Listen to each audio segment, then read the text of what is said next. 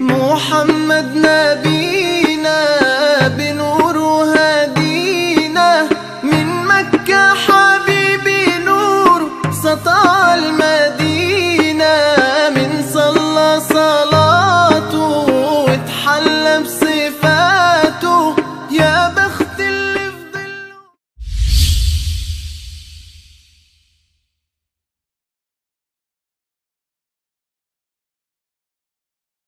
اعوذ باللہ من الشیطان الرجیم بسم اللہ الرحمن الرحیم. السلام علیکم ناظرین، میں ہولی مصری پروگرام طب اہل بیت علیہ السلام کے ساتھ آپ کی خدمت میں حاضر ہوں.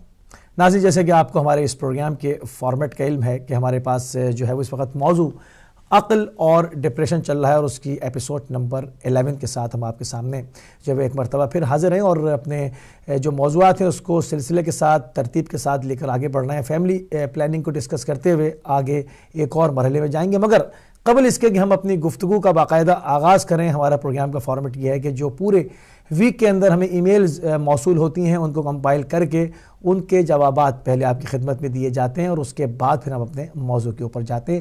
تو سب سے پہلے چلیں گے ہم سوالات کی طرف. ہمارے ساتھ موجود ہیں علامہ سید جان شاہ کازمی صاحب، ہمارے ساتھ اٹلی سے موجود ہیں. آپ کے پروگرام میں خوش آمدید کہیں گے اور آپ کی خدمت میں سلام عرض کریں گے. علیکم السلام ورحمۃ اللہ. جی آسان قبلہ، جو سوالات جمع ہوئے ہیں، جو ای میلز آئی ہیں، اور ایک طرح کی بہت ساری ملتی جلتی ای میلز ہوتی ہیں، تو اس کو کمپائل کیا گیا ہے جو کہ بہت خاص چیزیں ہیں ان سب کو، تاکہ سب کے جوابات بھی ہو جائیں، اور جو رہ گئی ہیں ان سے ہم ہمیشہ معذرت چاہتے ہیں کہ ان کو ترتیب وار پروگرام میں شامل کرتے رہیں گے. کسی کا جواب انشاءاللہ رہ نہیں جائے گا. اور ایک گزارش اور بھی ہم اپنے ناظرین کی خدمت میں کریں گے کہ جو بھی آپ کو طب اہل بیت علیہ السلام سے نسخے آپ کی خدمت میں یہاں سے صادر کیے جاتے ہیں، ارسال کیے جاتے ہیں، ان کو اپنے جی پی کے ساتھ آپ جو ہے وہ رابطے میں رہیں گے، ان کے مشورے کے ساتھ ان کی ہدایات کی روشنی میں ان کے اوپر عمل کریں گے. تو قبلہ، سب سے پہلا ہمارا سوال ہے کہ پتھے میں پتھری کا ایک صاحب نے شکایت کی ہے کہ اس کے لیے کون سی دوا طب اہل بیت سے تجویز فرمائیں گے آپ؟ بسم اللہ الرحمن الرحیم. پتے میں پتھری کے لیے طب اہل بیت میں جو دوا ہے وہ سرکار حضرت امام علی رضا علیہ السلام کی دوا جام امام رضا ہے، جس کے ماشاءاللہ بڑے معجزات ہیں. اور یہ دوا ابھی تک جو کلینیکل ٹرائل ہوا ہے تو 45 بیماریوں کا علاج ہے، اور پتے کی پتھری کا بھی علاج ہے، کڈنی کے پتھری کا صرف پانی بدل جاتا ہے. اگر پتھری ہے کڈنی میں تو سداب کا پانی دیتے ہیں، یا اس کے بجائے ہم اگر سداب نہیں اویلیبل تو مولی کا پانی دیتے ہیں. مولی کی 3 قسمیں ہیں، لال، سفید، کالی. کالی مولی کا پاور زیادہ ہے، جو مولی بھی مل جائے ایک گولی جو ہے پانی میں بھگو کے رات کو مریض کو دیتے ہیں. اور اگر پتے میں پتھری ہے تو پھر سنا کے پتوں کا پانی دیا جاتا ہے، اور اس میں تھوڑی تعداد سنا کی زیادہ کرنی پڑتی ہے تاکہ اس کی پاور زیادہ ہو اور پتھری نکل جائے. بس اس میں یہ تھوڑا سا احتیاط بھی کرنا ہوتا ہے کہ مریض جو ہے وہ اگر ضعیف ہے، کیونکہ سنا جو ہے آپ کو پتہ ہے کہ پورا پیٹ انسان کا صاف کرتا ہے. صحیح. تو کیونکہ پتھری نکالنے کے لیے سنا جو ہے تقریباً 10 گرام سنا جو ہے اس کے پتے ابالنے پڑتے ہیں. تو اس میں بس احتیاط یہی کرنا ہے کہ ایسا نہ ہو کہ اس سے زیادہ ڈائریا ہوگا تو پتھری بھی نکلے گی، کچرا بھی نکلے گا، تو لو بلڈ پریشر نہ ہو مریض کا. تو اس سے جوسز دینے چاہیے، نمک دینا چاہیے، نیمکول دینا چاہیے. اور انشاءاللہ یہ اگر پتھری چھوٹی ہے تو 2-3 دن میں انشاءاللہ نکل جاتی ہے. اور اس کے علاوہ بھی چیز جو ہے زیتون کا تیل آپ لے لیں، وہ بھی اگر یہ دوائی دستیاب نہیں ہے تو چھوٹی موٹی پتھری اس سے بھی نکل جا سکتی ہے. زیتون کا تیل لے لیں، مگر اس کی تعداد بھی زیادہ ہوگا. بس چائے کا جو کپ ہے اس سے تھوڑا سا کم، یعنی زیتون زیادہ لینا پڑے گا. اور اس میں لیمو لیں گے اور اس میں تھوڑی سی شہد ڈالیں گے تو انشاءاللہ اس سے بھی یہ پتے کی پتھری مسلسل ناشتے میں بھی لینا ہے، رات کو بھی لینا ہے. تو یہ 2 علاج ہیں جس سے الحمدللہ بغیر آپریشن کے یہ پتے کی پتھری نکل جاتی. جی صحیح. اچھا، اگلا جو ہمارے پاس سوال ہے وہ ہے کہ بولنے میں دشواری ہے، جس کو آپ کہتے ہیں کہ جیسے لکنت کی جو پرابلم ہوتی ہے، ہکلاٹ کی جو پرابلم ہوتی ہے، اس کا طب اہل بیت علیہ السلام سے کیا علاج ہے؟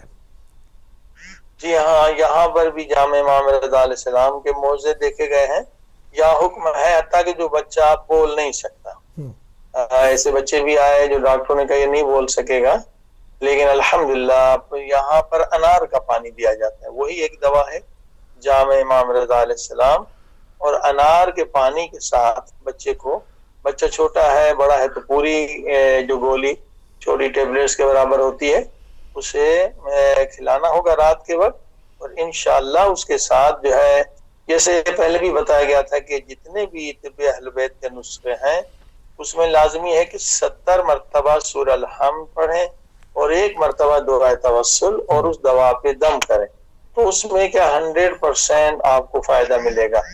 تو یہی مسئلہ یہاں پر بھی ہے کہ جو آپ یہ دوا لیں گے 70 مرتبہ الحمد پڑھیں گے سورہ الحمد اور 1 مرتبہ دعائے توسل، اور زبان کی لکنت کو ختم کرنے کے لیے قرآن مجید کی آیت بھی موجود ہے حضرت موسیٰ علیہ السلام کی، رب اشرح لی صدری ویسر لی امری، آگے پڑھ لیں واحلل عقدۃ من لسانی، یہ ہر نماز کے بعد ایک تسبیح آپ پڑھیں انشاءاللہ۔ کتنے لوگ ہم نے دیکھے کہ جو بیچارے بول نہیں سکتے تھے الحمدللہ وہ تقریر کر لیتے ہیں، اسپیچ کر لیتے ہیں اس آیے کریمہ کی برکت۔ بچے کے لیے کوئی عمل کر رہا ہے تو اس کے پیرنٹس میں سے، ماں باپ میں سے کوئی عمل کر سکتا ہے، کیونکہ بچہ اگر چھوٹا ہے تو وہ خود نہیں پڑھ سکتا، تو اس کی وجہ اس کے لیے ماں باپ یہ عمل کر سکتے ہیں؟ بالکل کر سکتے ہیں، وہ پانی پہ دم کر کے وہ پانی بچے کو پلا دیں، اور یہ آیت بھی لکھ سکتے ہیں کہ یہ آیت زعفران کے ساتھ لکھ کر اور پھر اس پہ دم بھی کریں تسبیح، اور زمزم کا پانی یا گلاب کا پانی وہ اس بچے کو پلا دے تو انشاءاللہ اس میں بھی فائدہ ہو۔ صحیح۔ اچھا جو آپ نے اس میں ایک چھوٹا سا ایک اسکور کھول لوں تاکہ لوگوں کو ابہام ختم ہو جائے، جو آپ نے کہا کہ جامع امام رضا کی گولی انار کے جوس کے ساتھ، انار کے پانی کے ساتھ دینی ہے، اگر بچہ گولی کھانے کا قابل نہ ہو تو انار کے جوس میں اس کو ڈائلوٹ کر لیا جائے، بالکل اس کو مکس کر لیا جائے، اس کے بعد اس کو پلا دیں تو ایسے چلے گا؟ جی بہت اچھا، اصل میں وہی ہوتا ہے، یہ گولی نگلنی نہیں پڑتی ہے، بلکہ اچھا سوال کیا آپ نے کہ کلیئر ہو جائے، یہ گولی جو ہے نا اس میں گلو دیتے ہیں، اس کو ڈیزالو کرتے ہیں، گھل جاتی ہے، اور پھر وہ جیسے ہم یہی گولی جو ہے جتنا بھی سخت انفیکشن ہو، کوئی بھی وائرس کی وجہ سے، بیکٹیریا کی وجہ سے، تو انفیکشن بھی ختم ہو جاتا ہے، اسی چھوٹی سی گولی کو پھر ہم شہد کے پانی میں گھلا دیتے ہیں، تو ایسے نہیں لینا ہے، اس کو گھلا کر پی لینا ہے پانی۔ جی ٹھیک ہے۔ اگلا ہے بے اولادی کا سوال ہے یہاں پر کہ اولاد نہیں ہو رہی، بعض دفعہ ایسا دیکھنے میں آتا ہے کہ دونوں طرف سے جو ٹیسٹ ہیں، جو رپورٹس ہیں وہ کلیئر ہوتی ہیں، مگر اس کے باوجود بھی جو ہے وہ اولاد جیسی نعمت سے جوڑا محروم ہوتا ہے، تو اس سے طب اہل بیت علیہ السلام سے کیا تجویز فرمائیں گے؟ جی ہاں، دیکھیے پہلے ان اسباب کو بھی تلاش کیا جائے۔ آج یہ بیماری بہت پھیل گئی ہے اور اس میں بعض لوگوں کو پتہ نہیں، بیچاروں کو وہ مفت میں اس بیماری میں مبتلا ہو جاتے ہیں۔ دیکھیے حدیث پاک میں ہے اسی لیے کہ آپ کھانے پینے میں احتیاط کریں، اگر احتیاط نہیں کریں گے تو کیا ہوگا، ایسی خطرناک بیماریوں میں انسان مبتلا ہوگا جس کا پھر علاج بہت مشکل ہوتا ہے۔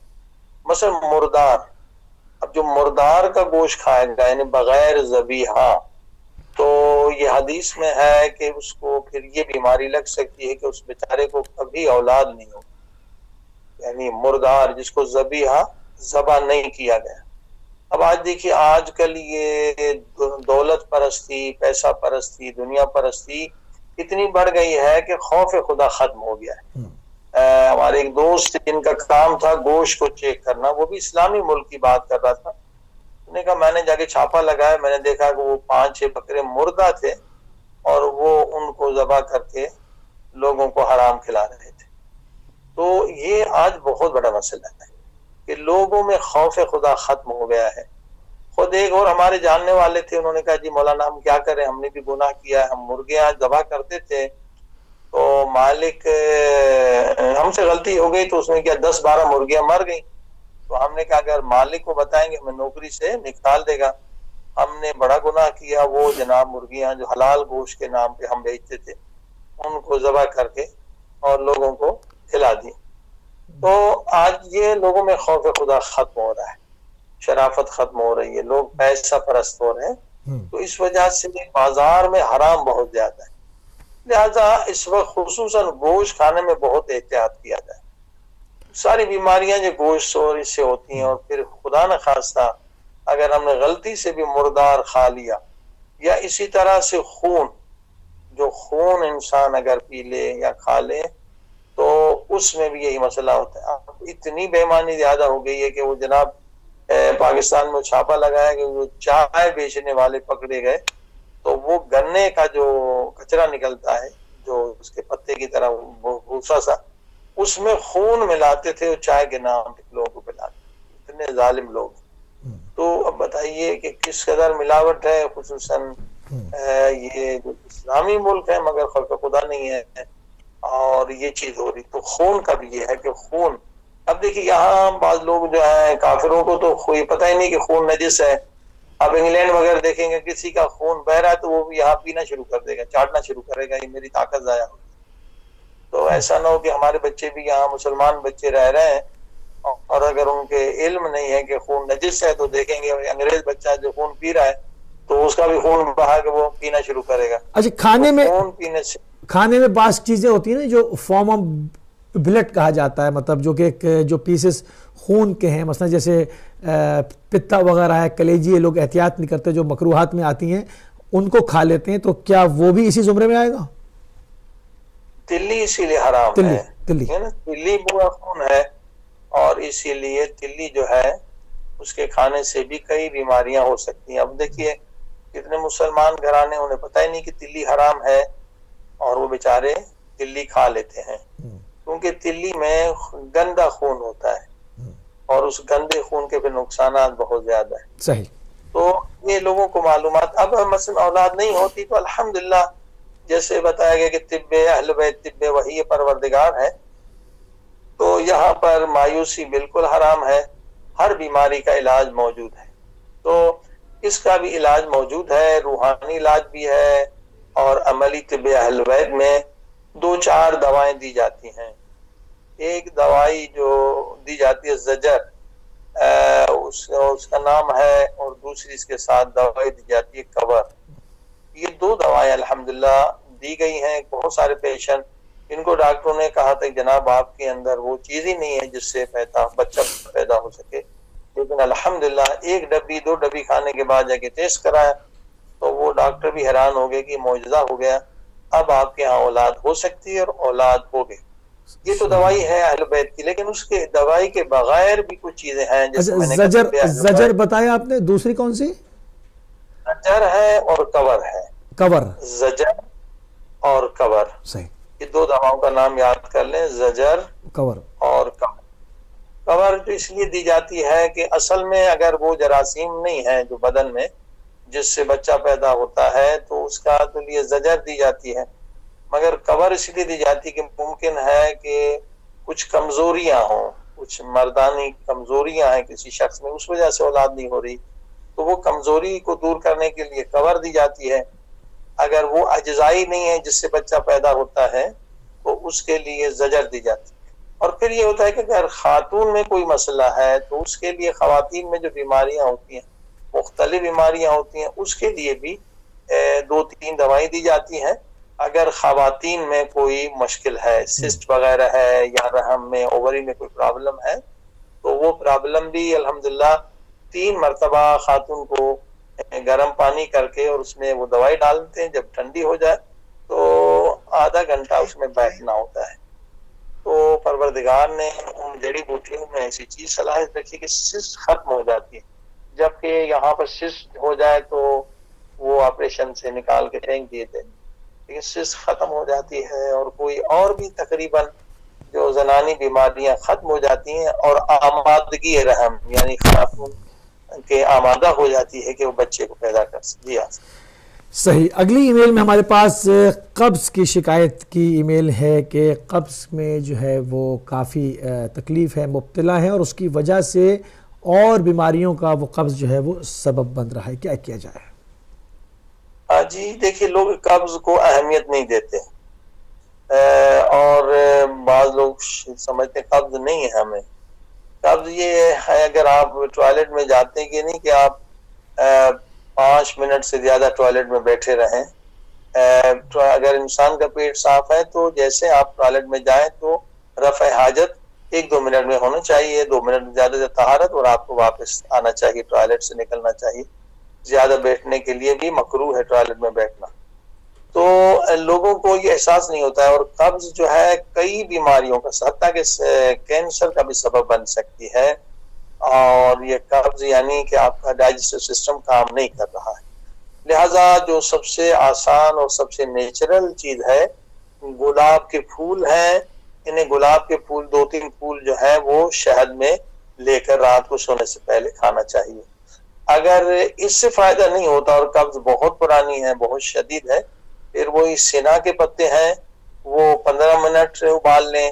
اگر اس کی پاور بڑھانی ہے تو 20 منٹ، اور پاور بڑھانی ہے تو آدھا گھنٹہ. تو یہ اتنی پاور ہو جاتی ہے کہ قبض ختم ہو جاتا ہے. ہر 3 دن کے بعد وہ سینا لے لیں تو اس کی جڑ ختم ہو جائے گی. جی ہاں صحیح. اچھا، ایک اسی طرح سے ایک شکایت ہے کہ یہ امیونٹی سسٹم بہت ویک ہو چکا ہے اور مہینے میں 1-2 مرتبہ جو ہے وہ بیماری بھی حملہ کر رہی ہے. ہاں جی ہاں، یہ اگر امیونٹی سسٹم جو پروردگار نے خلق کیا ہے، قوت مدافعت، اگر یہ ختم ہو جائے تو واقعاً بعض لوگ آپ دیکھیے ہر ہفتے مریض ہو جاتے ہیں. کبھی کھانسی ہے، کبھی نزلہ ہے، کبھی کوئی بیماری. وہ بیچارے متوجہ نہیں ہوتے. بہت ساری چیزیں ہیں جو ہمارے امیونٹی سسٹم کو تباہ و برباد کرتے ہیں، اور اس میں یہ اسی لیے ہمارا جو ٹاپک چل رہا ہے اور اسی پہ ہم زیادہ ٹائم دے رہے ہیں وہ ہے ڈپریشن. ڈپریشن سب سے بڑا سبب ہے کہ انسان کا امیونٹی سسٹم جو قوت مدافعت ہے وہ ختم ہو جاتی ہے. جب قوت مدافعت ختم ہو جاتی ہے تو کوئی دوا آپ کے لیے مفید نہیں ہے. دوائی تو اس وقت اثر کرے گی جب انسان کا جو اللہ پاک نے سسٹم دیا ہے، اسی لیے کہتے ہیں اصل میں شافی تو خدا ہے، اس خدا نے یہ سسٹم دیا ہے قوت مدافعت کا، تو تبھی جو ہے دوائی اثر کرتی ہے. تو ڈپریشن اسی لیے خطرناک ہے. سب سے جو قاتل ہے اور زہر ہے انسان کے امیونٹی سسٹم قوت مدافعت کے لیے وہ ڈپریشن ہے. اور یہ ڈپریشن سلو پائدن ہے. جب ہمارا امیونٹی سسٹم ختم ہو گیا تو ساری بیماریوں کا حملہ ہوگا اور ہمیں اس سے مشکل سے نجات ہوگی. تو اس کے لیے وہی ہے کہ آپ ڈپریشن کو ختم کریں. اور ڈپریشن ختم کرنے کے لیے جو قرآنی علاج ہے اور بہت بہترین علاج ہے، اور اللہ کا وعدہ ہے کہ اس میں غم ختم ہو جاتا ہے، ڈپریشن ختم ہوتا ہے، وہ ہے لا الہ الا انت سبحانک انی کنت من الظالمین. اور ایک جملہ اور بڑھا دے آیت کے ساتھ کہ وَأَنْتَ أَرْحَمُ الرَّاحِمِينَ 1000 ایک مرتبہ. اگر سجدے میں 110 مرتبہ پڑھ لیں بہت اچھا ہے. اگر یہ اور ہمت ہو 400 مرتبہ پڑھ لیں جن کی تعداد ہے، یا 700 مرتبہ پڑھ لیں تو اور فائدہ ہے. ورنہ چلتے پھرتے وضو کے ساتھ رہیں اور لا الہ الا انت سبحانک انی کنت من الظالمین کی تسبیح حضرت یونس نے جو مچھلی کے پیٹ میں کی تھی تو غم ٹینشن ختم ہو جائے گا. اور جو دوائی ہے، بہترین دوائی جو امیونٹی سسٹم کے لیے ہے، وہ پروردگار نے سورہ نحل میں بتلائی ہے، شفاء للناس، وہ شہد ہے. اور شہد کے اندر جو سب سے طاقتور ترین اور سب سے پاورفل چیز ہے وہ پروپولس ہے. اور یہ پروپولس جو ہے اس کے اندر 170 ایلیمنٹس ہیں، 170 اس کے انگریڈینٹ ہیں. اور واقعاً ابھی تک پوری اس پہ ریسرچ بھی نہیں ہوئی ہے. البتہ یہ ثابت ہوا ہے کہ یہ حتیٰ کینسر سیل کو بھی ختم کرتی ہے، یہ السر کا بھی علاج ہے، یہ امیونٹی پاور کو بڑھاتی ہے. یعنی یہ واقعاً ہر گھر میں ہونی چاہیے. جب بھی کوئی پرابلم ہو یا روزانہ آپ جو ہے 1000 mg 1000 پاور جو ہے پروپولس ہنی کے ساتھ لے سکتے ہیں، تنہا بھی لے سکتے ہیں. اور خیال کریں اس کا کیپسول جیلیٹن کا ہوتا ہے، اس میں حرام کا شبہ ہے، اس سے کیپسول کو پھینک دے، پاؤڈر لے لے، یا ٹیبلٹ سے تو اس میں مسئلہ نہیں ہے. تو یہ امیونٹی پاور کو بڑھانے والی سب سے بہترین اور نیچرل چیز ہے پروپولس. جی ہاں صحیح. اگلا سوال ہے قبلہ کے برین ٹیومر کا ذکر کیا گیا ہے کہ جی برین ٹیومر تھا، آپریشن کروا لیا ہے مگر کچھ سیلز کینسر کے جو ہے وہ برین میں اسٹل موجود ہیں اور خطرہ ہے کہ دوبارہ کینسر جو ہے وہ ڈیولپ نہ ہو جائے. ڈاکٹر کیموتھراپی کا مشورہ دے رہے ہیں مگر یہ چاہتے ہیں کہ کوئی نیچرل طریقہ علاج ہو طب اہل بیت سے تاکہ کیموتھراپی سے بچا جائے کیونکہ اس کے بہت زیادہ سائیڈ افیکٹس بھی ہوتے ہیں. کیا تجویز فرمائیں گے؟ جی ہاں, جو خود لوگ بھی ڈاکٹرز ہیں وہ جانتے ہیں یا نرس جانتے ہیں کہ کیموتھراپی سے واقعاً جو بندہ ہے وہ بہت ضعیف ہو جاتا ہے, اس کے بہت سائیڈ ایفیکٹس ہیں. الحمدللہ نیچرل علاج موجود ہے, اور اس میں جو ابھی ذکر کیا پروپولس, انہوں نے 3 مرتبہ 1000 mg کا لینا چاہیے مگر رائل جیلی کے ساتھ. رائل جیلی پیور ہونی چاہیے, تو انشاءاللہ یہ اس کینسر سیل کو کل کرنے والی چیزیں ہیں. اور اہل بیت کی جو دوا سب سے زیادہ پاپولر ہے وہ ہے صفا. انہوں نے چنے کے دانے کے برابر صبح شام لینی ہے, اور کیونکہ برین سے تعلق ہے تو خود اخروٹ جو ہے اس کو چھلکے کے ساتھ گرم کرنا ہے, کیونکہ برین کی تقریباً جتنی بیماریاں ہیں کہ اللہ پاک نے اخروٹ کی شکل اس لیے دماغ جیسی بنائی ہے, اور تجربے سے ثابت ہے بعض لوگوں کو 10 سال تک یہ سر میں درد رہتا تھا اور کوئی بھی دوائی کام نہیں کرتی تھی. یہ سمپل اہل بیت کا نسخہ ہے کہ اخروٹ اٹھا لو اور اس کو ہلکی سی آنچ پہ رکھ لو یا اوون میں کہ اندر سے کالا نہ ہو, اور 20 منٹ یا 15 منٹ گرم کریں اور اس کو توڑ کر اوپر چھلکا اتار کے اس کا مغز کھا لیں, 2 صبح 2 دوپہر 2 شام. البتہ اس پر بھی 70 مرتبہ سورہ الحمد دم کریں, دعائے توسل. تو انشاءاللہ کیونکہ یہ تمام برین کی بیماریوں کے لیے ہے, تو برین کے جو ٹیومر ہیں اور اس کو بھی ختم کرے گا. اس میں کچھ ڈراپس دینے ہوں گے, ایسے ڈراپس ہیں جو گل بنفشہ کی تعریف پیغمبر اسلام نے کی ہے کہ تمام پھولوں پہ اس پھول کو فضیلت ہے, اللہ پاک نے دی. اس کا تیل بنایا جاتا ہے خاص طریقے سے, اور اس کے ڈراپس کے لیے, اور مرزن جوش اس کے ڈراپ, ان کے لیے یہ بتایا گیا روایت میں کہ برین کو ریپیئر کرنے کے لیے اگر برین میں کوئی بھی پرابلم ہے, برین بہت ہی کمپلیکیٹڈ آرگن ہے انسان کے دماغ کا, اور اس کے بارے میں ابھی پوری ریسرچ نہیں ہوئی ہے, بہت ساری چیزیں ہمیں نہیں معلوم, سب سے کمپلیکیٹڈ آرگن ہے.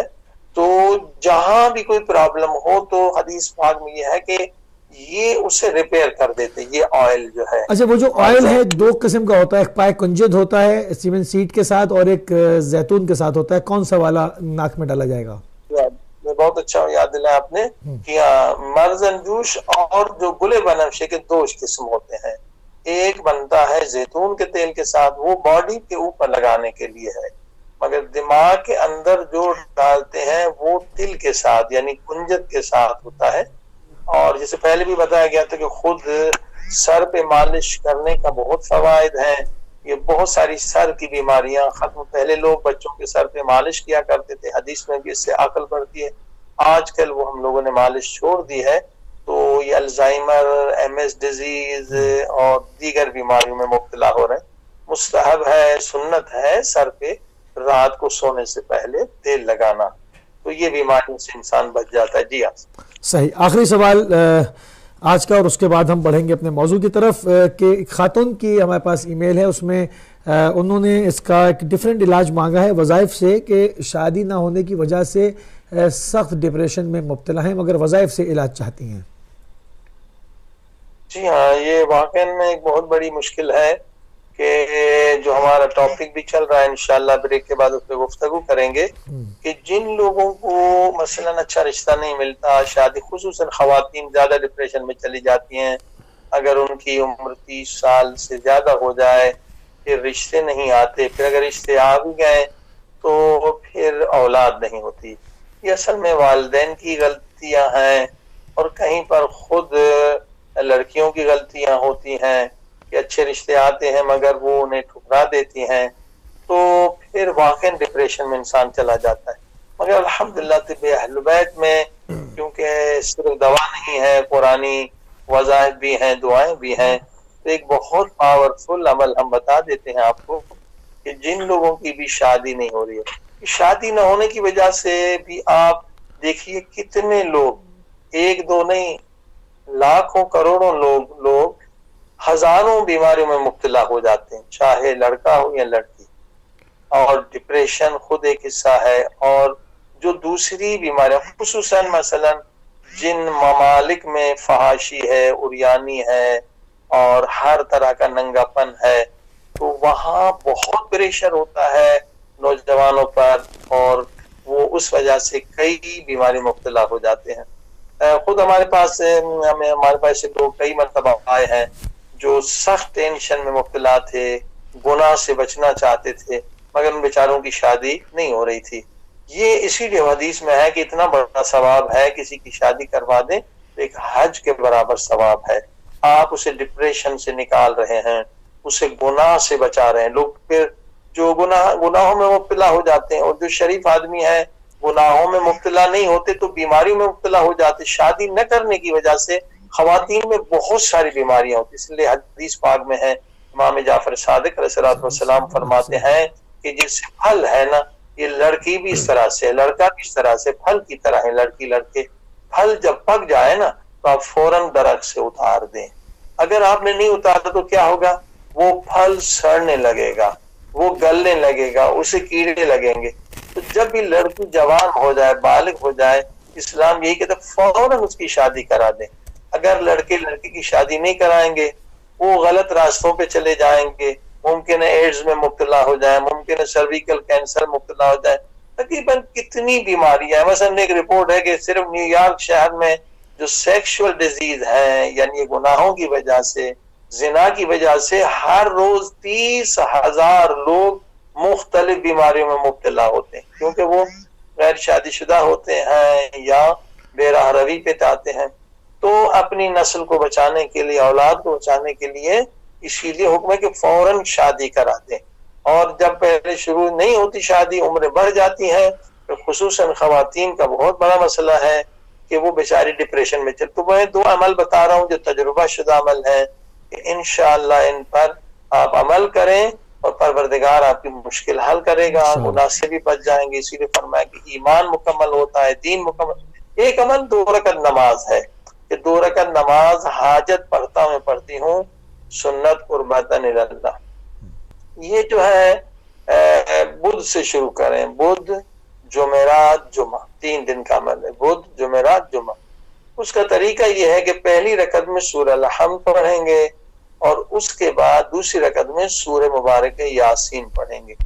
پہلی رکعت میں بھی اسی طرح سے سورہ الحمد کے سورہ یاسین، اور اس کے بعد آپ جو ہے دعائے مقاتل ابن سلیمان پڑھیں. یہ آزمائی دعا ہے، امام زین العابدین علیہ السلام کے صحابی، ان کا نام مقاتل تھا، اور ہم نے بھی آزمائی ہے، ہزاروں لوگوں نے آزمائی ہے. البتہ شرائط ہیں کہ 7 اعضاء انسان کے پاک ہونے چاہیے. یہ ایسی دعا ہے کہ ناممکن کو ممکن بنا دیتی ہے. حتیٰ بعض لوگوں کو جیل میں پھانسی کا آرڈر تھا، بے گناہ تھے، وہ آزاد ہو گئے. لا علاج مریض تھے، لوگوں نے جواب دے دیا، ڈاکٹروں نے انہیں شفا مل گئی. آپ بھی آزما کے دیکھیں، بس 7 اعضاء پاک ہو اور غذا بھی آپ کی پاک ہو، طیب ہو. دعا میں زیادہ بڑی بھی نہیں، 5-6 جملے، الہی کیف ادعوک وانا انا سے شروع ہوتی ہے. اور آپ گوگل میں بھی سرچ کریں دعائے مقاتل، وہاں بھی مل جاتی ہے، دعائے.org پہ مل جاتی ہے. اسے 100 مرتبہ پڑھنا ہوتا ہے. اور انشاءاللہ یہ بدھ جمعرات جمعہ 3 دن 2 رکعت نماز پڑھیں، اور یہ دعا جو ہے 100 مرتبہ پڑھیں. انشاءاللہ یہ آپ کی مشکل حل ہو جائے گی، اور پروردگار غیب سے مدد فرمائے گا، اور آپ ایک اچھی زندگی شروع کریں گے انشاءاللہ. تو قبلہ یہاں پر جو ہے وہ ہمارے سوالوں کا سلسلہ جو ہے وہ ختم ہو گیا، اور ہم ایک مختصر سی بریک کی طرف بڑھتے ہیں ناظرین. اور بریک سے جب واپس آئیں گے تو آج کا جو ہمارا موضوع ہے عقل اور ڈپریشن، اس میں فیملی پرابلمز کو جو ہم ڈسکس کر رہے ہیں اس کو اور آگے بڑھائیں گے اور اس کے اوپر بات کریں گے. فی الحال لیتے ہیں ایک مختصر سی بریک. محمد نبينا بنور هدينا من مكة حبيبي نور سطع المدينة من صلى صلاته واتحلى بصفاته يا بخت اللي في ظله. جی ناظرین، ایک مختصر سی بریک کے بعد دوبارہ آپ کی خدمت میں حاضر ہیں. پروگرام کے شروع میں جیسے کہ جو ای میلز پورے ہفتے میں ہمارے پاس جمع ہوتی ہیں ان کے جوابات آپ کی خدمت میں دیے جاتے ہیں، اور اس کے بعد جو ہے وہ بریک کے بعد دوسرے مرحلے میں جو ہے وہ ہم اپنے جو ہمارا موضوع چل رہا ہے عقل اور ڈپریشن، اس میں جو فیملی پرابلمس کے اوپر ہم پہنچے ہوئے ہیں اس کو مزید آگے بڑھائیں گے اور اس کو لے کر آپ دوبارہ آپ کی خدمت میں حاضر ہیں. اس کی ایپیسوڈ نمبر 11 ہے آج اور گفتگو کو آگے بڑھاتے ہیں. قبلہ کو ایک مرتبہ پھر پروگرام میں خوش آمدید کہیں گے اور آپ کی خدمت میں سلام عرض کریں گے. علیکم السلام ورحمۃ اللہ وبرکاتہ. اچھا قبلہ، جو فیملی پرابلمز ہوتی ہیں اس سے بھی ڈپریشنز پیدا ہو جاتی ہے، پورے گھر کے اندر جو ہے وہ ماحول خراب ہو جاتا ہے. اور بعض دفعہ اس کو اس سوال سے ہم ربط دیں گے جو ہمارا پچھلا جہاں پر ہم نے اس موضوع کو روکا تھا تاکہ وہاں سے مل جائے، متصل ہو جائے، اور جو ہمارے نئے ویور اس میں ہمارے ساتھ شامل ہیں وہ بھی ہمارے ساتھ جو ہے وہ اس پورے پروگرام میں اچھی طرح سے شامل ہو جائیں گے. پچھلے پروگرام میں ہماری گفتگو رکی تھی کہ اس کے اندر ایک بہت بڑی جو ایک پرابلم ہوتی ہے وہ میں ہوتی ہے. لوگ اس کو اپنا ایک انا کا مسئلہ قرار دے لیتے ہیں، ایک ضد پہ اتر آتے ہیں، جس سے انسان کے اندر بھی ڈپریشن پیدا ہوتی ہے، گھر کا ماحول بھی خراب ہوتا ہے، اور یہ کافی جو ہے وہ پورے فیملی کے اندر جو ہے وہ سرایت کر جاتی ہے. کیا کیا جائے اس کے لیے؟ بسم اللہ الرحمن الرحیم. جیسے کہ موضوع ہمارا عقل ہے اور ڈپریشن، تو بار بار یہ حدیث جو ہے یاد دلائی جا رہی ہے کہ حضرت علی علیہ السلام حدیث کو نقل کرتے ہیں کہ دنیا میں بے عقلی سے بڑھ کر کوئی بیماری نہیں. ہم سمجھتے ہیں کینسر بڑی بیماری ہے، مولا علی فرماتے نہیں، دنیا میں جو سب سے بڑی بیماری ہے وہ بے عقلی ہے. جب بے عقلی ہوگی تو انسان کی دنیا بھی برباد ہے اور آخرت بھی برباد ہے. ظاہر ہے کہ بادشاہ بھی ہو اس دنیا میں اس کو بھی پرابلمز کا سامنا کرنا پڑتا ہے. جب انسان کی عقل کامل ہوگی تبھی انسان پرابلمز کو سالو کر سکتا ہے. جب انسان کی عقل ناقص ہوگی تو وہ بیچارہ کبھی بھی اپنے پرابلم کو سالو نہیں کر سکتا. اور اس کی اس قدر اہمیت ہے اسلام میں کہ گزشتہ جو حدیث ہم نے بتائی تھی اس پر ایک سوال بھی ہوا ہے، کیونکہ حدیث واقعاً بہت اہم تھی اور اس کی شرح ایکسپلین اس کو نہیں کیا گیا. سوال یہی آیا تھا کہ جو حدیث ہم نے بتائی تھی کہ کچھ اصحاب ایک مسلمان کی تعریف کرنے لگے، وہ اتنا عابد ہے، وہ اتنا مومن ہے، وہ اتنا زاہد ہے، وہ اتنے نیک کام کرتا ہے. تو نبی پاک نے فرمایا اس کی عقل کیسی ہے؟ تو اصحاب حیران ہو گئے، قبلہ ہم اس کی اتنی نیکیاں بتا رہے ہیں، آپ اس کی عقل کیوں پوچھ رہے ہیں؟ تو نبی پاک نے فرمایا کہ اگر اس کی عقل کامل نہ ہو تو کئی مرتبہ ایسا ہوتا ہے کہ جو عبادت وہ کر رہا ہے نا، اس کی عبادت سے اسے اتنا نقصان ہو سکتا ہے کہ اتنا نقصان ایک فاسق فاجر گنہگار کو اس کے گناہوں سے نہیں ہوتا. تو یہاں پر سوال کیا گیا کہ یہ کیسے ہو سکتا ہے؟ عبادت سے کیسے بھلا کسی کو نقصان ہو سکتا ہے؟ واقعاً یہ سوال بالکل صحیح ہے. دیکھیے شیطان بھی بہت عبادتیں کرتا تھا، مگر آپ نے دیکھا کہ عقل کی کمی کی وجہ سے شیطان کی دنیا آخرت برباد ہو گئی. چلیے شیطان کو چھوڑیے، تاریخ میں اٹھائیے ابو موسیٰ اشعری، جنگ صفین میں دیکھیے بہت بڑا عابد تھا مگر اس کی عقل ناقص تھی. مولا علی نے کہا کہ اس کو جج مت بناؤ، اس کی عقل کم ہے.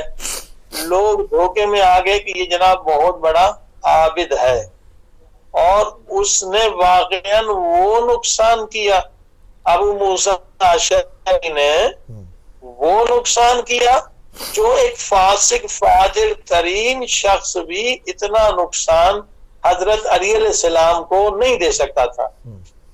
تو یہ خود ایک بہت بڑی دلیل ہے اس حدیث کو سمجھنے کی کہ عبادت صحیح ہے، عبادت بہت اچھی چیز ہے، لیکن نبی پاک نے سمجھایا کہ عقل بہت ضروری ہے، عقل اس سے بھی زیادہ ہے، اہم ہے. اور عقل کیسے بڑھتی ہے؟ اور جیسے کہ بتایا گیا کہ عقل کو بڑھانے کے لیے 75 چیزوں کو جاننا ضروری ہے. 75 حدیث میں ہے کہ یا حشام عقل کو پہچان اور عقل کے لشکر کو پہچان، تاکہ تو شیطان کے دھوکے میں نہ آئے، نفس امارہ کے دھوکے میں نہ آئے. عقل کو لشکر کے جو سپاہی ہیں، جو عقل کو طاقت دینے والی چیزیں ہیں، نبی پاک نے فرمایا 75 چیزیں انسان کی عقل کو کامل بناتی ہیں، اور 75 چیزیں ہیں جو انسان کے عقل کو برباد بناتی ہیں، برباد کرتی ہیں، نابود کرتی ہیں۔ یعنی یہ حدیث اتنی اہم ہے کہ ہر انسان پہ واجب ہے علم حاصل کرنا، اور ہر انسان پہ واجب ہے کہ اپنی عقل کو کامل کرے۔ اگر اس کی عقل کامل نہیں ہے تو اس کی عبادتوں کا وہی حشر ہوگا جو شیطان کا ہوا، اس کی عبادتوں کا وہی حشر ہوگا جو ابو موسیٰ اشعری کا ہوا، کہ اس بدبخت نے وہ نقصان پہنچایا مولا علی کو کہ اتنا نقصان منافقین، کافروں، مشرکوں نے نہیں نقصان پہنچایا، کیونکہ اس کی عقل ناقص تھی۔ تو اسی لیے نبی پاک نے فرمایا کہ اس کی عقل کیسی ہے، ورنہ ممکن ہے ایک ناقص العقل ہو، اس کی عقل کم ہو تو اس کی عبادت کا نقصان ملے گا، اتنا نقصان ملے گا کہ اتنا نقصان گنہگار کے گناہ کا نقصان نہیں ہو سکتا۔ اب اس حدیث کو واقعا بہت اہمیت دینے کی ضرورت ہے کہ ہر مرد عورت پر، ہر مومن مومنہ پر، ہر مسلمان مسلمہ پر لازم ہے کہ اپنی عقل کو بڑھائیں، اپنی عقل کو کامل کریں۔ اور بار بار ہم بتا رہے ہیں کہ کن چیزوں سے عقل تباہ ہوتی ہے، طمع اور لالچ۔ حدیث میں ہے طمع اور لالچ سے کیا ہوتا ہے، انسان کی عقل تباہ و برباد ہو جاتی ہے۔ اور فرمایا طمع اور لالچ یہ ذلت کی چابی ہے، ذلت کی کنجی ہے۔ جو انسان طمع کرتا ہے، کسی بھی انسان میں طمع رکھتے ہیں، آپ اس کے سامنے ذلیل ہوتے ہیں، اس کے چمچے بنتے ہیں۔ کسی نے خوب کہا کہ آج تک ہم نے نہیں دیکھا کہ ایک گدھا دوسرے گدھے کی جا کے چاپلوسی کرے، جا کے ایک گدھا دوسرے گدھے کے پاؤں کو چومے، مگر اس کے سامنے مگر ہم نے دیکھا انسان جب چاپلوس بنتا ہے تو گدھے سے بھی گزرا ہوتا ہے، اپنے ہی جیسے انسان کی چاپلوسی کرتا ہے، خدا اور خوشامد کرتا ہے، اس کے پاؤں چومتا ہے۔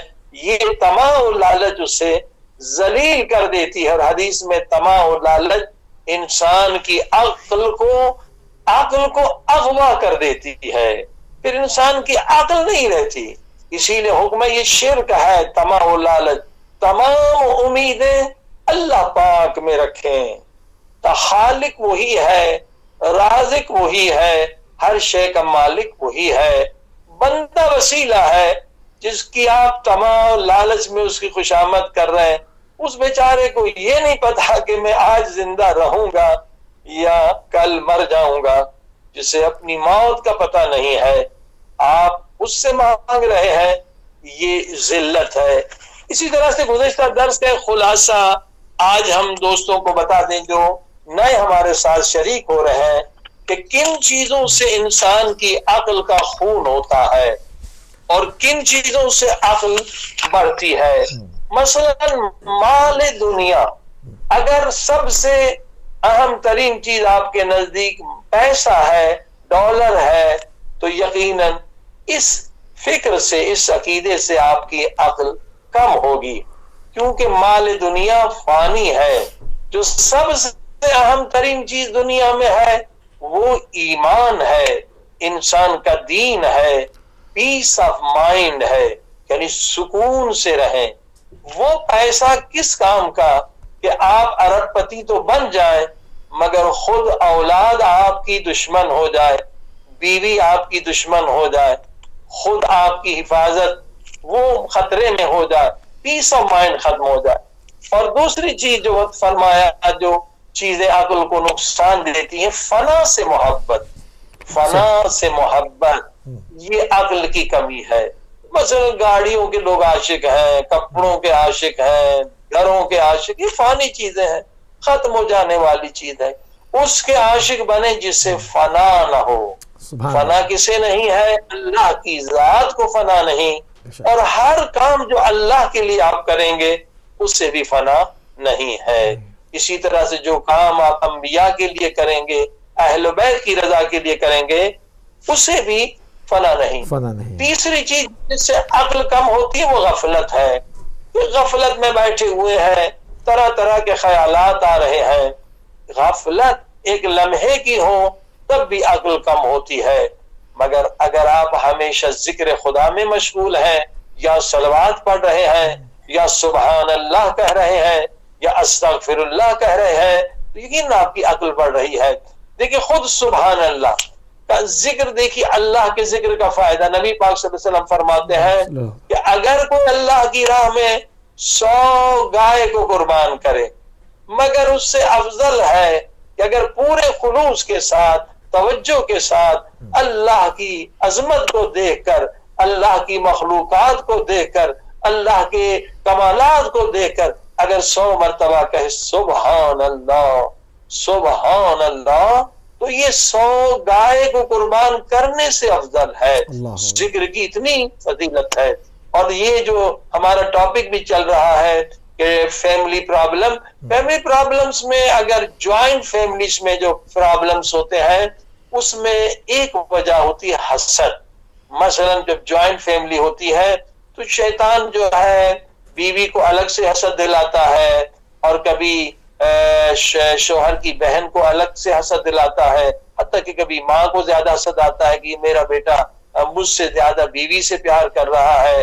کبھی بہن کہتی ہے کہ جناب اب مجھے ٹائم نہیں دے رہا، مجھ سے زیادہ بیوی کو پیار کر رہا ہے۔ کبھی بیوی حسد کرتی ہے کہ مجھ سے زیادہ اپنی بہنوں کو ٹائم۔ یہ حسد کی بیماری صرف عورتوں میں نہیں، آج کل مردوں میں بھی ہے۔ اور حسد کے لیے یہی کہا گیا کہ حسد اس طرح سے ایمان کو اور اس طرح سے انسان کے سکون کو ختم کرتا ہے جس طرح آگ لکڑیوں کو ختم کر دیتی ہے۔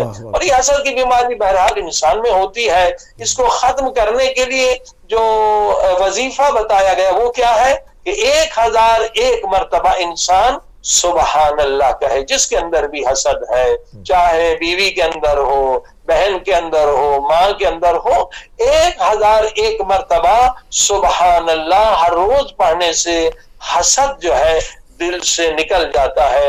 اور اس کے بعد بتائی گئی چیز جس سے عقل بڑھتی ہے، نصیحت سننا۔ ہر انسان محتاج ہے نصیحت کا، کوئی انسان بھی نہیں جو محتاج نہ ہو نصیحت۔ قرآن کا فذکر کیا؟ تذکر کیا ہے؟ نصیحت۔ یعنی نصیحت سے مولا علی فرماتے دل زندہ ہوتے ہیں، عقل زندہ ہوتی ہے۔ اگر انسان 24 گھنٹے میں 5 منٹ بھی نصیحت کی باتیں نہ سنے تو انسان کی عقل کمزور ہو جاتی ہے۔ تو نصیحت سننے سے، وعظ سننے سے، قرآن کی اچھی باتیں، نورانی باتیں سننے سے عقل بڑھتی ہے۔ مگر بے وقوف نصیحت کبھی نہیں سنتا، اسے نصیحت کرے تو وہ ناراض ہو جاتا ہے، وہ آپ کا دشمن ہو جاتا ہے۔ اور اسی طرح سے جو زیادہ بولنا ہے اس سے عقل کم ہو جاتی ہے، زیادہ بولنے سے عقل کم ہو جاتی ہے، اور کم بولنے سے عقل بڑھتی ہے۔ کیونکہ جب انسان زیادہ بولے گا حدیث میں تو کیا کرے گا؟ زیادہ خطا کرے گا۔ جب زیادہ خطا کرے گا تو کیا ہو جائے گا؟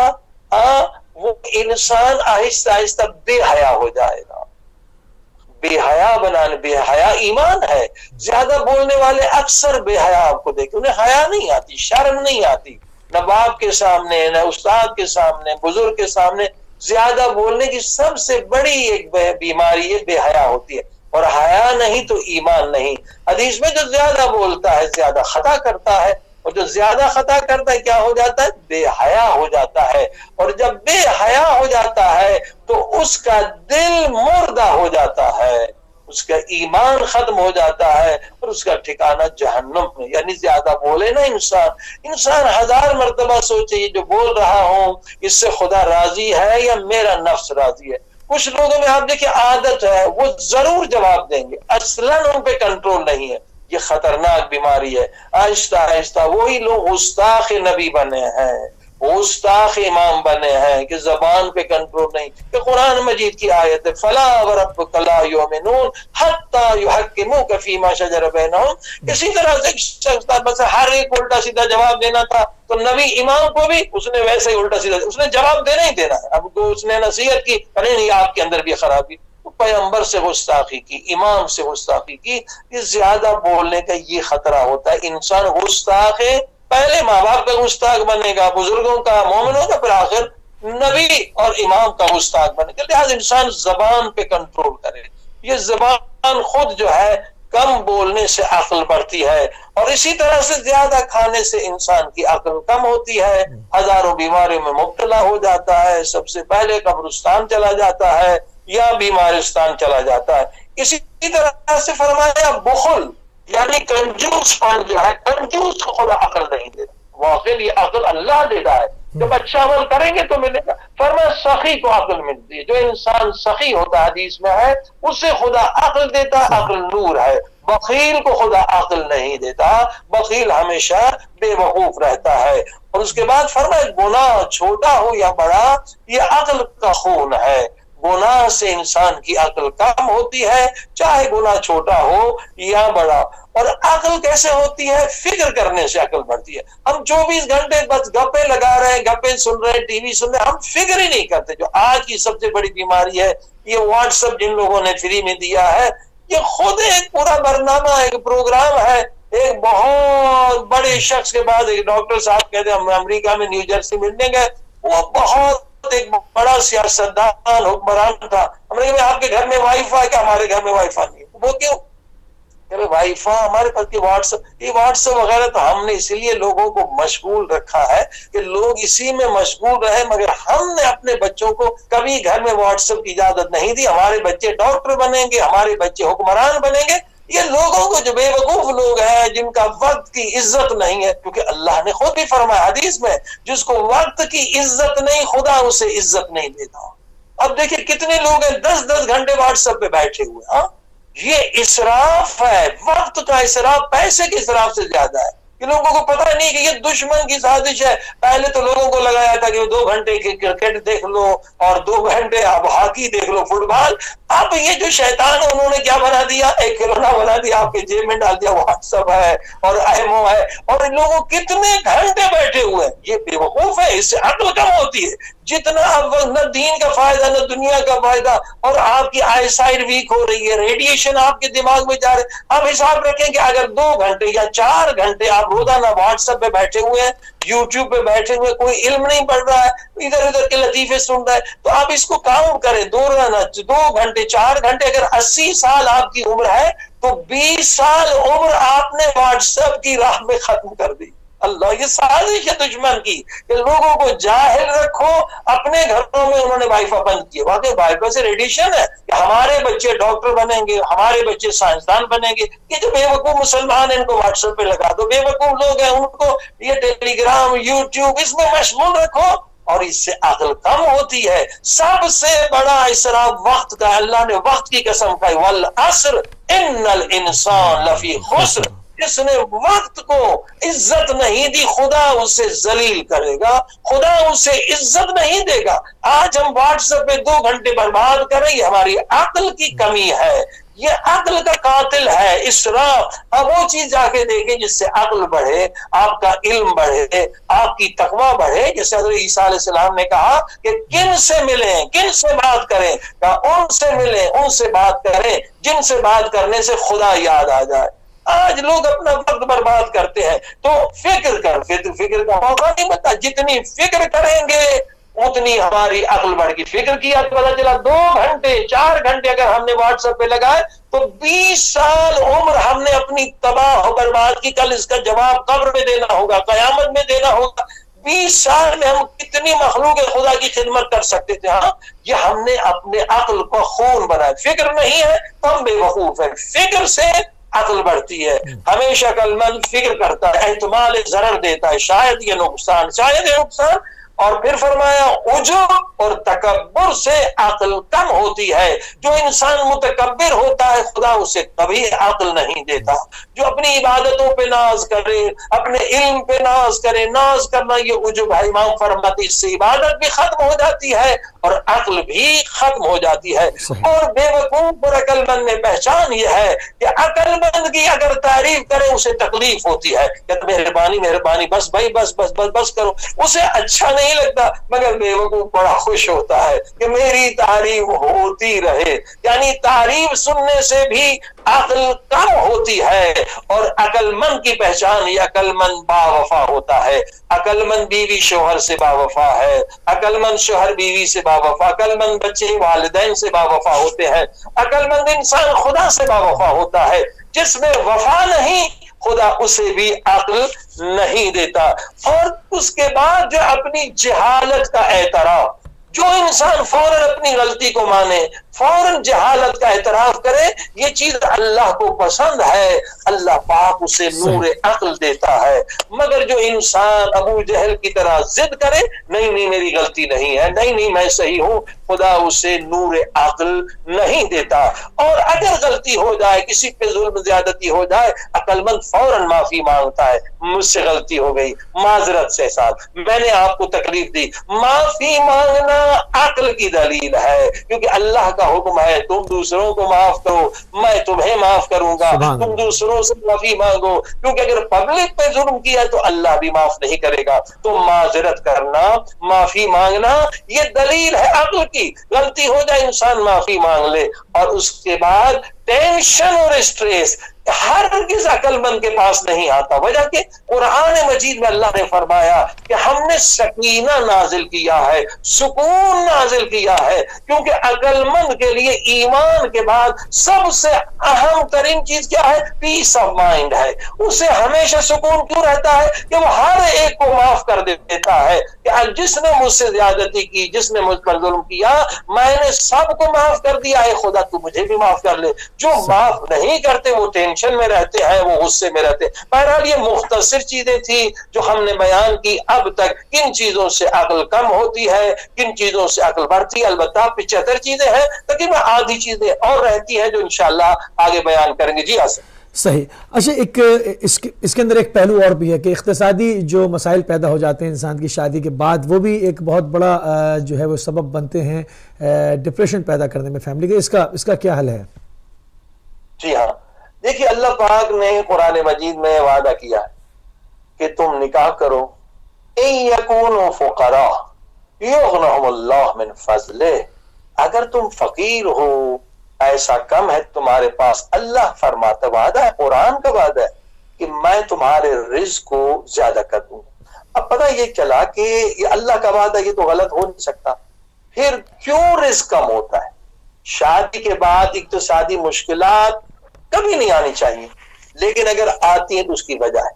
اس کی وجہ یہ ہے کہ جو آج کل ہم شادیاں کر رہے ہیں، شادی ایک سنت عمل ہے، بلکہ تمام مجتہدین کا فتویٰ ہے کہ جہاں پر نوجوان کو خطرہ ہے کہ میں گناہ میں گر جاؤں، وہاں پر شادی واجب ہے. وہاں پر ماں باپ کی اجازت، اگر ماں باپ نہیں دے رہے تو اجازت کی ضرورت نہیں کہ اسے اپنا ایمان بچانا ہے. اگر انسان زنا میں مبتلا ہو جائے تو زنا کی سزا کیا ہے؟ کہ صرف قبر میں 300 عذاب کے دروازے کھلیں گے. ایک دروازے سے بچھو آئیں گے، سانپ آئیں گے. اب انسان ایک سانپ بچھو کو برداشت نہیں کر سکتا تو 300 عذاب کو کیسے برداشت کرے گا؟ لہذا یہ حکم خدا ہے کہ حرام سے بچنا واجب ہے. لہذا یہاں پر خصوصاً یورپ میں، امریکہ میں، کینیڈا میں یہ نہیں ہے کہ شادی جو ہے ایک مستحب عمل ہے، بلکہ یہاں پر واجب ہے. واجب ہے کیونکہ یہاں گناہ میں گرنے کا خطرہ ہے. اول تو بات یہ ہے. اور دوسری بات، جو پھر نکاح ہوتے ہیں اس میں آپ دیکھیں مستحب عمل میں کتنے گناہ کبیرہ ہو جاتے ہیں. آپ دیکھیں نماز، اگر کوئی 2 رکعت مستحب پڑھ رہا ہے اور نماز میں وہ جو ہے ناچنا شروع کر لے، تالیاں بجانا شروع کرے، گانا، تو سارے لوگ اس پہ لعن طعن کریں گے. بھئی تو نماز کی توہین کر رہا ہے. نماز مستحب عبادت ہے، عمل ہے، اور تو نماز میں ناچ رہا ہے. بدبخت، تو نماز میں گانا گا رہا ہے. کوئی نہیں گاتا. لیکن ایک مستحب جو سب سے زیادہ مظلوم ہے وہ ہے نکاح. نکاح من سنتی پیغمبر کہتے ہیں. مظلوم ترین سنت پیغمبر جس پہ ظلم ہو رہے ہیں اور ہم مسلمان کریں وہ نکاح. جناب نکاح میں میوزک بھی چل رہا ہے, میوزک گناہ کبیرہ ہے. مکس گیدرنگ بھی ہو رہی ہے, مکس گیدرنگ یہ بھی گناہ ہے, بہت بڑا گناہ ہے. اور جناب ریاکاری ہو رہی ہے دکھاوے کے لیے. جناب کتنا اسراف ہو رہا ہے ریاکاری. بھائی 5 اسٹار ہوٹل میں جناب ہماری بچی کا نکاح ہوگا, وہ صرف وہاں کا جو کرایہ ہے کھانے کے علاوہ وہ کئی لاکھوں میں چلا جاتا ہے. غریب پاکستان انڈیا میں وہاں یہ ہو رہا ہے, بڑے بڑے ہالوں کو خریدا جاتا ہے. آج دیکھیے عیسائی ظاہراً بے دین ہو گئے مگر وہ نکاح جا کے چرچوں میں کرتے ہیں کہ بھائی یہ ایک مقدس جگہ پہ ہونا چاہیے. ہم مسلمان نمازی ہیں, روزے دار ہیں, مگر شادی کہاں کریں گے؟ بڑے بڑے ہالوں میں, شادی ہال میں کریں گے یا بڑے 5 اسٹار کریں گے. ظاہر ہم خود کو مومن کہتے. بھائی یہ بیچارے عیسائی جو چرچ میں جاتے نہیں سال بھر, مگر جب شادی کرنے جاتے کہ نہیں نہیں یہ کام کیونکہ اچھا کام ہے مستحب, یہ ہمیں چرچ میں جا کے کرنا چاہیے. مگر دیکھیں کتنا اسراف ہوتا ہے, ریا شرک ہے, کتنی ریاکاری ہوتی ہے اور کتنا کھانا پھینکا جاتا ہے. یعنی ایک سنت پیغمبر پہ اتنا ظلم ہو رہا ہے, میوزک ہو رہا ہے, گانے ہو رہے ہیں, مکس گیدرنگ ہو رہی ہے, ریاکاری ہو رہی ہے اور اس پہ گناہ اور بھی ہو رہے ہیں. تو پھر رزق کیسے بڑھے گا؟ ہم نے تو اس سنت کو تباہ و برباد کر دیا. لہذا جو رزق کی کمی کی وجہ یہی ہے, گناہ ہے. اگر انسان گناہ نہ کرے, آپ دیکھیے کیا زبردست فارمولہ ہے کہ آپ اگر اسلامی طریقے سے مسجد امام بارگاہ میں شادی کریں تو روایات احادیث میں کہ اس نکاح میں جس میں گناہ نہ ہو, آگ بی بی فاطمہ زہرا سلام اللہ علیہا تشریف لاتی ہے. آپ ان کو بلائیں, ان کے بیٹے حسین مولا کی مجلس کا انتظام کریں, وہاں قرآن کی تلاوت ہو, وہاں اللہ کا ذکر ہو. آپ دیکھیے پھر برکتیں ہی برکتیں نازل ہوں گی. اور دیکھیے برکتوں کا سلسلہ ہے. کہا گیا ہے کہ شادی کی رات جو ہے بیوی کے پاؤں دھوئیے. اب کچھ لوگ ہمارے جو مرد حضرات کم علم ہے وہ کہتے ہیں میں اپنی بیوی کے پاؤں دھو, یہ میری انسلٹ ہے, حالانکہ مستحب ہے. اور اس کی وجہ بھی بتا گئی, فرمایا بیوی کے پاؤں دھو, وہ پانی جو ہے اس میں برکات ہوتی ہے, رزق بڑھے گا. اللہ اکبر. وہ پانی نہ پھینکیے, بیوی کے پاؤں دھو کر وہ پانی چھڑ کے آپ کے گھر سے بلائیں نکل جائیں گی, آپ کے گھر میں رزق زیادہ ہوگا. مگر ہمارے یہاں جو جڑ قسم کے مرد ہیں کہتے نہیں مولانا میں مر جاؤں گا بیوی کے پاؤں نہیں دھوں گا. اب یہ تکبر ہے. اللہ کا حکم ہے, رسول خدا کا حکم ہے, اس تمہاری بے عزتی نہیں ہے. یہ ایک سائیکولوجیکل مسئلہ ہے کہ نئی عورت ہے, وہ آپ کو جانتی نہیں, دور سے مثلا اگر جان پہچان بھی ہے تو اتنی نہیں ہے یعنی اسلامی حدود میں رہنے والوں کے, تو زیادہ عورت بیچاری خوفزدہ ہوتی ہے.